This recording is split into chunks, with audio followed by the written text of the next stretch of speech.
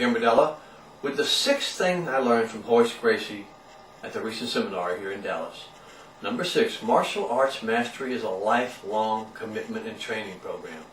Master Gracie is only 42 years old, but he's been practicing Gracie Jiu-Jitsu since he was 2 years old, 40 years. From the time he could walk, and maybe even before, he was on the mat learning techniques and practicing and perfecting his skills. He has not stopped training for 40 years.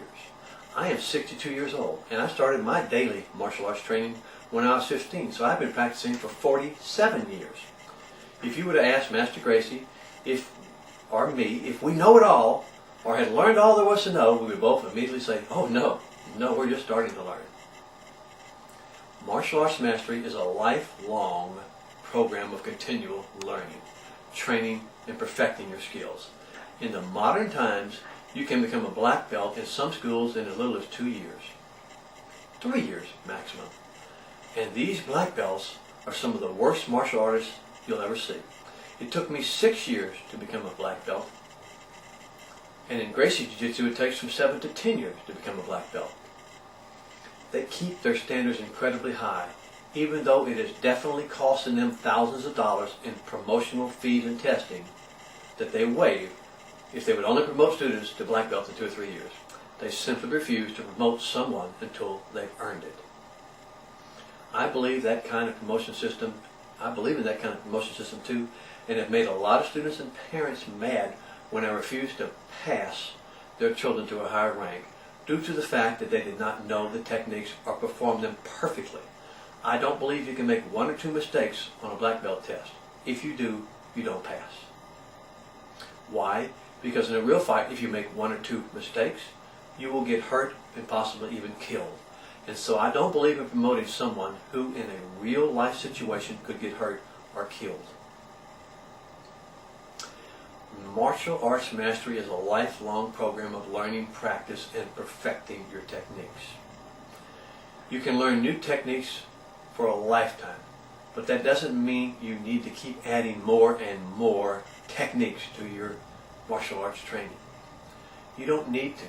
You can in reality never perfect the thousands of techniques you've already learned.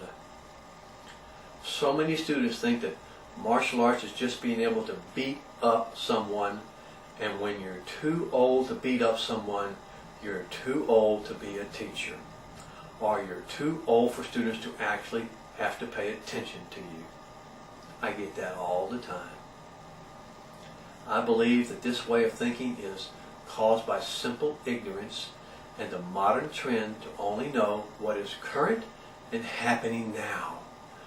Whatever someone did 10 years ago doesn't mean anything to them because they can't fight in the UFC today. They don't deserve the respect that the current UFC fighters get. And when those fighters lose, they don't deserve that respect anymore either. This is the pop culture martial arts, the definition of respect that so many students learn or have to give to their quote-unquote teachers. When Royce Gracie fought Matt Hughes a few years ago, Hughes was very disrespectful of Master Gracie, saying that the sport had passed him by. And he doesn't have any respect for someone who didn't know all the new things that he did and couldn't win fights anymore. After the fight, Matt Hughes apologized, saying this was only hype for the ratings, and that what he said, and he did not believe it was true. Matt Hughes is a gentleman and knows and understands the tradition of martial arts and realizes full well that Royce Gracie is directly responsible for the entire UFC being in existence today. If Royce had lost the first 3 UFC fights to some street fighting punk and puncher, there would be no UFC today. The UFC exists today because Royce Gracie defeated street fighters and punks and bullies with techniques and precision, not because he out-punched, out-kicked, or beat them up, or made up a system of street fighting techniques. You know, like Kimbo Slice was a great street fighter. He was famous for being a street fighter, but when he had to actually fight people who knew martial arts, he got his butt kicked. And because he got his butt kicked so fast and decisively, he actually destroyed the only primetime MMA show on TV at that time. I think it was called Affliction. The same thing would happen today to the UFC if Royce Gracie had lost. It'd just be who was the meanest punk out there instead of who actually knew the techniques. I can tell you that as you get older and you are still practicing martial arts, you literally will have forgotten more than 90% of your students will ever learn.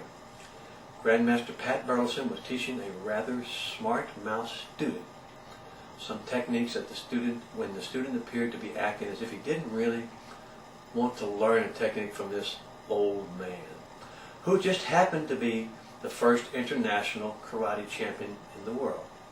Grandmaster Burleson told him in no uncertain terms, "Son, I've forgotten more techniques than you will ever learn, and you better pay attention if you don't want to see some of the more deadly ones demonstrated on your head right now." The student began paying strict attention, and so did the class. Now the point isn't that Grandmaster Burleson or Grandmaster Royce Gracie or that Grandmaster Gambardella can beat you up. The point is that we have been practicing for 40 and plus years, and we are still learning and teaching. If you want to become a master, you need to continue your learning, your practicing, and perfecting your art for the rest of your life. Just like the old Zen saying, a cup can be filled a single drop at a time. You can become a grandmaster a little bit at a time, a little more each year. Martial arts mastery is not a sprint, but a lifelong marathon. That's the sixth thing I learned from Royce Gracie.